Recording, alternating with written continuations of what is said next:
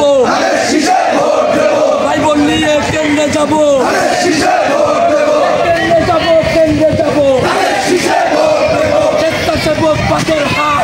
এবারের অঙ্গীকার নির্বাচিত সরকার তারেক রহমানের এই বক্তব্যকে স্বাগতম জানিয়ে ও একাত্মতা পোষণ করে বাগেরহাট জেলা স্বেচ্ছাসেবক দলের মিছিল ও পথসভা অনুষ্ঠিত হয়।